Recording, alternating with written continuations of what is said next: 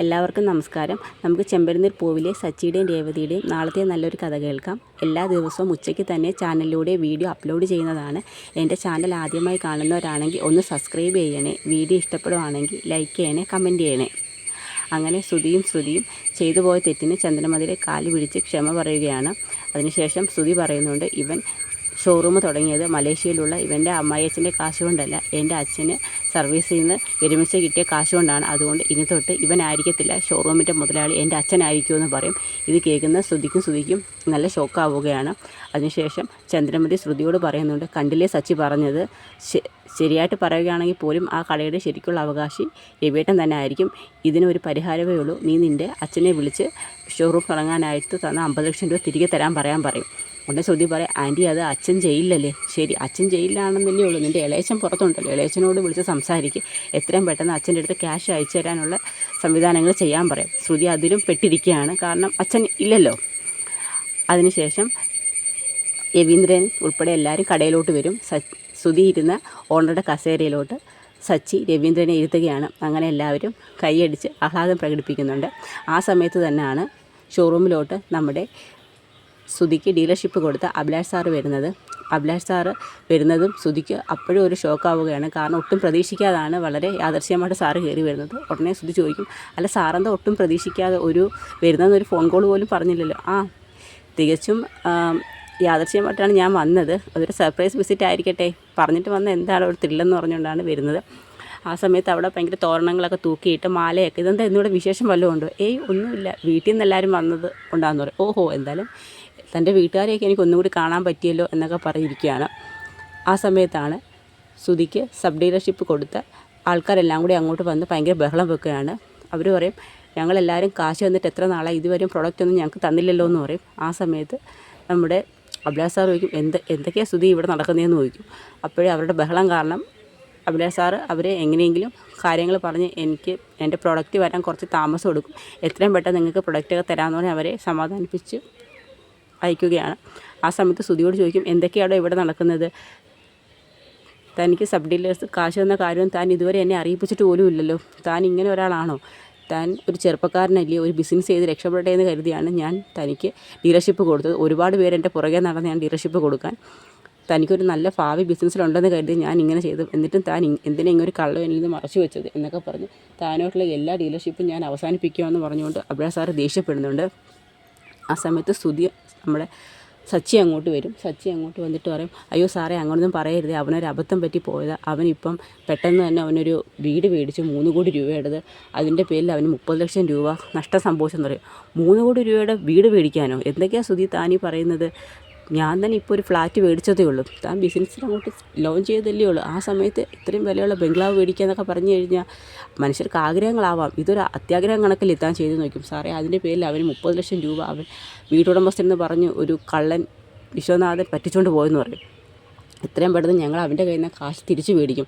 Sir dealership അവന് കൊടുക്കാതിരിക്കരുതേ, കാരണം അവൻ ബിസിനസ്സിലൊരു തുടക്കക്കാരനാണ്. എത്രയും പെട്ടെന്ന് അവൻ ഞങ്ങളാ കാശ് മേടിക്കും, അവനൊരു അബദ്ധം പറ്റി പോയത് എന്നൊക്കെ പറഞ്ഞ് ശ്രുതിക്ക് വേണ്ടി സച്ചി അഭിലാഷ് സാറിനോട് സംസാരിക്കുകയാണ്.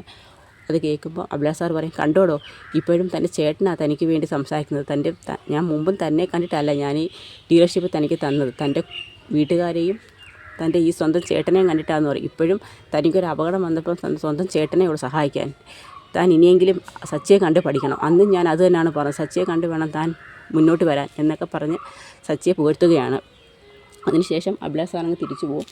അതിനുശേഷം നമ്മുടെ രേവതി ലക്ഷ്മിയമ്മയെ കാണാനായിട്ട് പൂക്കടയിലോട്ട് വരികയാണ്.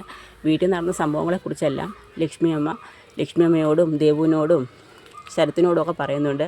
30 ലക്ഷം രൂപ അവർക്ക് നഷ്ടം വന്ന കാര്യവും, അതിനുശേഷം മലേഷ്യയിലുള്ള ശ്രുതിയുടെ അച്ഛൻ അയച്ചു കൊടുത്ത കാശിനാണ് ഷോപ്പ് തുടങ്ങിയെന്ന് പറഞ്ഞുകൊണ്ട് നീലിമ കൊടുത്ത കാശാണ്. ആ കാശ് തിരിച്ച് വീട്ടിൽ പോലും അറിയിപ്പിക്കാതെ ആ കാശ് അവർ ഷോപ്പ് തുടങ്ങിയതും നീലിമ സച്ചിനെ കണ്ടുപിടിച്ചതിന് ശേഷമാണ് ഇവിടെ വന്ന് അവർ സത്യങ്ങളെല്ലാം പറഞ്ഞത് എന്നൊക്കെയുള്ള എല്ലാ കാര്യങ്ങളും ലക്ഷ്മിയമ്മയോട് പറയുകയാണ്. ഇതൊക്കെ കേൾക്കുന്ന ദേവു പറയും, എനിക്ക് അന്നേ ശ്രുതി ചേച്ചിയുടെ കാര്യത്തിൽ നല്ല സംശയം ഉണ്ടായിരുന്നു. അന്ന് ശ്രുതി ചേച്ചി നമ്മൾ അമ്പലത്തിൽ നിൽക്കുന്ന സമയത്തല്ലായിരുന്നോ, അന്ന് ആ പൈസ കൊടുക്കാൻ സമയമായപ്പം അന്ന് ആ നിറകുണം തുളുമ്പിപ്പോയത്. ആ സമയത്ത് നമ്മൾ പറഞ്ഞതാണ് ഇപ്പം അത് ക്യാഷ് കൊടുക്കേണ്ടത്. ഉടനെ നമുക്ക് അസൂയാന്ന് പറഞ്ഞു. അതിനുശേഷം ലക്ഷ്മിയമ്മ പറയും ശരിയാ, അവൾ നമ്മളന്ന് പറഞ്ഞിട്ടൊരു വാക്ക് പോലും കേട്ടില്ല, നമ്മുടെ മുമ്പിൽ വെച്ച് തന്നെയാണ് അവൾ അഡ്വാൻസ് കൊടുത്തത്. അതിനുശേഷം എൻ്റെ മോനന്ന് പൈസ എടുത്തുന്ന പേരും പറഞ്ഞുകൊണ്ട് വീട്ടിൽ വന്ന് കറഞ്ഞ് ചന്ദ്രമതിയുടെ കൂടെ ശ്രുതി വന്ന് എന്തൊക്കെയാണ് അന്ന് പറഞ്ഞത്. ദൈവം ഉണ്ടെന്ന് പറയുന്ന ഒരു കാര്യം സത്യമാണ്. അപ്പം നമ്മുടെ രേവതിയും പറയും ശരിയാണ്, അവളന്ന് വീട്ടിൽ വന്ന് ഒരുപാട് നമ്മളെ എല്ലാവരും അവമാനിക്കുന്ന രീതിയിൽ സംസാരിച്ചെന്ന് പറയും. എനിക്ക് ശ്രുതി ചേച്ചിയുടെ കാര്യത്തിൽ പണ്ടേ സംശയമുണ്ടെന്ന് ദേവ് പറയും. അതെന്താ നീ അങ്ങനെ പറഞ്ഞ? അത് ചേച്ചി അന്ന് ഹോസ്പിറ്റലിൽ വന്ന സമയത്ത് ശ്രുതി ചേച്ചി 2ാമത് പ്രഗ്നൻസിക്ക് വേണ്ടിയുള്ള മെഡിസിൻ കഴിക്കുന്നെന്നുള്ള കാര്യം ആ നഴ്സ് എൻ്റെയൊക്കെ പറഞ്ഞു. എനിക്കതിൽ ഇപ്പോഴും സംശയമുണ്ടെന്ന് പറയും. എന്നിട്ട് പറഞ്ഞ് ആരും അറിയാതെ മുമ്പ് പ്രഗ്നൻ്റായി, അത് അബോഷനായി, എനിക്ക് എന്തൊക്കെയോ സൂചിച്ചിട്ട് കാര്യത്തിൽ നല്ല സംശയം ഉണ്ടെന്ന് പറയും. ഇതുപോലെ തന്നെയാണ് ദേവു സച്ചേട്ടനും പറയുന്നതെന്ന് പറയും. അതാണ് അവൾ പറയുന്ന ഓരോ കാര്യങ്ങളിലും എന്തൊക്കെയോ കള്ളത്തരമുണ്ട്, എന്തൊക്കെയോ കള്ളം മറയ്ക്കാൻ ശ്രമിക്കുന്നതാണൊക്കെ എനിക്ക് പലപ്പോഴും തോന്നിയിട്ടുണ്ടെന്ന് പറയും. അത് കേൾക്കുന്ന ശരത്ത് പറയും ശ്രുതി ചേച്ചി ഇതും ഇതിനപ്പുറവും ചെയ്യുമെന്ന് എനിക്കറിയാമെന്ന് പറയും. ചോദിക്കും അതെന്താ ശരത്തെ നീ ഇപ്പം അങ്ങനെ പറയാൻ? അത് ചേച്ചി ഈ ശ്രുതി ചേച്ചി നിങ്ങളാരും കരുതുന്ന കണക്കോ മലേഷ്യയിലുള്ള അത്ര വലിയ കോടീശ്വരിയാണെന്നൊന്നും എനിക്ക് തോന്നുന്നില്ല. കോടീശ്വരി അല്ലെന്നോ, അവൾ മലേഷ്യയിൽ ജനിച്ചു വളർന്നൊക്കെയാണല്ലോ ശ്രുതി പറഞ്ഞിരിക്കുന്നത്. അത് ശ്രുതി ചേച്ചി അങ്ങനെ പറഞ്ഞെന്നല്ലേ ഉള്ളൂ. പക്ഷേ അങ്ങനെ മലേഷ്യയിൽ ജനിച്ചു വളർന്ന കോടീശ്വരി എന്തിനാ ആൻ്റണി ചേട്ടൻ്റെ കയ്യിൽ നിന്ന് കാശ് മേടിക്കുന്നത്? ആൻ്റണിയുടെ കയ്യിൽ നിന്ന് കാശ് മേടിച്ചെന്നോ? നീ എന്തൊക്കെയാണ് ശരത്തെ ഈ പറയുന്നതെന്ന് രേവതി ചോദിക്കും. അതേ ചേച്ചി, ഞാൻ കുറച്ച് നാൾ ആൻ്റണി ചേട്ടൻ്റെ ഫിനാൻസിലെ അക്കൗണ്ട് സെക്ഷനിൽ ജോലി ചെയ്തിട്ടുണ്ടായിരുന്നല്ലോ. ആ സമയത്ത് ഈ ശ്രുതി ചേച്ചി മിക്കപ്പോഴും ആൻ്റണി ചേട്ടൻ്റെ വീട്ടിൽ ആൻ്റണി ചേട്ടൻ്റെ ഫിനാൻസിൽ വരുമായെന്ന് പറയും. അതെന്തിനാ? ആൻ്റണി ചേട്ടനെ എന്തായാലും ഒരു സെലിബ്രിറ്റി ഒന്നും അല്ലല്ലോ, എപ്പോഴും വന്ന് കാണാനൊന്നും, പണം മേടിക്കാൻ തന്നെ ഇല്ലെന്ന് പറയും. ശ്രുതിയുടെ ഭർത്താവ് ഉണ്ടായിരുന്നു നോക്കും. ശ്രുതിയേട്ടനില്ലായിരുന്നു, ശ്രുതി ചേച്ചി മാത്രമാണ്. പിന്നെ എപ്പോഴും ശ്രുതി ചേച്ചിയുടെ കൂടെ വാലായിട്ട് നടക്കുന്ന ആ മീരയും ഉണ്ടായിരുന്നു പറയും. മീരയുമായിട്ട് പൈസ മേടിക്കാൻ വന്നിട്ടുണ്ട്. നിന്നെ അവൾ കണ്ടിട്ടുണ്ട്. എന്നെ കണ്ടിട്ടൊന്നുമില്ല, അവർ വരുമ്പോഴേ ഞാൻ അവിടെ നിന്ന് മാറി നിൽക്കുമെന്ന് പറയും. പക്ഷേ 1-2 തവണ പൈസ മേടിക്കാൻ വന്നിട്ടുണ്ട്, പൈസ മേടിച്ചുകൊണ്ട് പോയിട്ടുണ്ടെന്ന് പറയും. അപ്പം അവൾ പറഞ്ഞത് അവളുടെ മലേഷ്യയിൽ നിന്നുള്ള അവൾ അച്ഛൻ അയച്ചു കൊടുക്കുന്ന കാശ് കൊണ്ടാണ് ഇതൊക്കെ ചെയ്തതെന്നാണല്ലോ. എനിക്ക് അന്നോട് സംശയമുണ്ട്. അത് ആൻ്റണി ചേട്ടനോട് എൻ്റെ അടുത്ത് പറഞ്ഞിട്ടുണ്ടായിരുന്നു. ആൻ്റണിക്ക് അറിയാവോ അവൾ ചേട്ടൻ്റെ ഭാര്യ എന്നുള്ളത്? പിന്നെ ആൻ്റണി ചേട്ടന് സർവ്വ കാര്യങ്ങളും അറിയാം. സച്ചിയേട്ടൻ്റെ ചേട്ടൻ ശ്രുതിയുടെ വൈഫാണ് ശ്രുതി എന്നുള്ള കാര്യം. പക്ഷേ ശ്രുതി ചേച്ചിക്ക് അറിയത്തില്ല ആൻ്റണി നമ്മൾ തമ്മിലുള്ള ബന്ധമെന്ന് പറയും. അത് അറിയാതിരിക്കാൻ സാധ്യതയില്ല. അന്ന് ഇതിൻ്റെ കാര്യം ഈ ബാഗിൻ്റെ മോഷണം പോയ സമയത്തേക്ക് ആൻ്റണി അത് അറിഞ്ഞായിരുന്നല്ലോ. അതിനെക്കുറിച്ച് എനിക്കറിയത്തില്ല, ചിലപ്പോൾ അറിയായിരിക്കും എന്ന് നമ്മുടെ ശരത്തും പറയും. അപ്പോൾ അവൾ എന്തൊക്കെയോ കള്ളം മറിക്കുന്ന സച്ചിടൻ പറഞ്ഞ കാര്യം സത്യം തന്നെ. അപ്പോൾ ആൻ്റണിയായിട്ട് ഇവർക്ക് സാമ്പത്തിക ഇടപാടുണ്ടില്ലേ? ഇവർക്ക് ആൻ്റണിയെക്കുറിച്ച് നല്ലോണം അറിയാമല്ലോ. പിന്നെയും അവനൊരു ചതിയനാണെന്നും അവൻ പൈസയ്ക്ക് വേണ്ടി എന്തും ചെയ്യുമെന്ന് അറിയാമല്ലോ. അറിഞ്ഞു വെച്ചുകൊണ്ട് ഇവൾ എന്തിനാണ് അവൻ്റെ അടുത്ത് നിന്ന് പൈസയൊക്കെ മേടിക്കുന്നതും? അതും ഇവളൊരു കാശുകാരിയായിട്ട് ഇവർക്ക് എന്താ ഇത്ര പണത്തിന് ആവശ്യം എന്നൊക്കെ നമ്മുടെ രേവതി എല്ലാവരോടും സംസാരിക്കുകയാണ്. അപ്പോഴും ദേവും ശരത്തും പറയും ശ്രുതി ചേച്ചിയെ പറ്റി എന്തൊക്കെയോ കുഴപ്പങ്ങളുണ്ട് രേവതി ചേച്ചി. സത്യമാണ്, സച്ചിടൻ പറഞ്ഞതിനകത്ത് എന്തോ സത്യമുണ്ട്. ശ്രുതിയെ ചുറ്റിപ്പറ്റി എന്തൊക്കെയോ ഒരു കള്ളത്തരം മണക്കുന്നുണ്ടെന്ന് പറയും.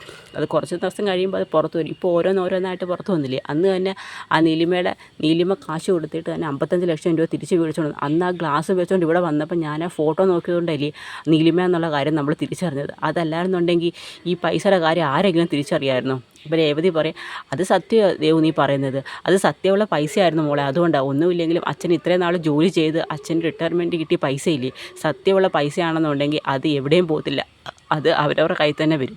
അതുകൊണ്ടാണല്ലോ ഇപ്പം അച്ഛൻ തന്നെ ആ കടയുടെ മുതലാളിയായിട്ട് ഇരിക്കേണ്ട അവസ്ഥ വന്നതെന്ന് പറയും. അങ്ങനെ സംഭവിച്ചു. പിന്നെ സച്ചേട്ടൻ അതിന് മുൻകൈ എടുത്ത് സച്ചേട്ടൻ തന്നെ അച്ഛനെ കൊണ്ടു ചെന്ന് ഇപ്പം ഷോപ്പിൻ്റെ മുതലാളിയായിട്ട് ഇരുത്തിയേക്കെന്ന് പറയും. അത് കേൾക്കുമ്പം ശരത്ത് പറയും അതെന്തായാലും കൊള്ളാം, അതെനിക്ക് ഇഷ്ടപ്പെട്ടെന്ന് പറയും. അങ്ങനെ തന്നെ വേണം എന്നൊക്കെ പറയും. അങ്ങനെ അവരെല്ലാവരും കൂടി ശ്രുതിയെക്കുറിച്ചും ആൻ്റണിയെക്കുറിച്ചും സംസാരിച്ചുകൊണ്ട് നിൽക്കുന്നിടത്താണ് നമ്മുടെ കഥ അവസാനിക്കുന്നത്. ഇനി രേവതി വീട്ടിൽ ചെന്നിട്ട് സച്ചിയോടും പറയുന്നുണ്ട് ആൻ്റണിയും ശ്രുതിയും തമ്മിലുള്ള ബന്ധത്തെക്കുറിച്ചും. അപ്പോൾ ഇനി സച്ചിയുടെ വകയൊരു അന്വേഷണമൊക്കെ നടക്കും. അപ്പോൾ അതിൻ്റെയൊക്കെ വിശേഷങ്ങളുമായിട്ട് നമുക്ക് നാളെ കാണാം. അപ്പോൾ എല്ലാവർക്കും വീഡിയോ ഇഷ്ടമായെങ്കിൽ ഒന്ന് സപ്പോർട്ട് ചെയ്യണേ. എല്ലാവർക്കും ഒരു നല്ല ദിവസം നേരുന്നു. നന്ദി.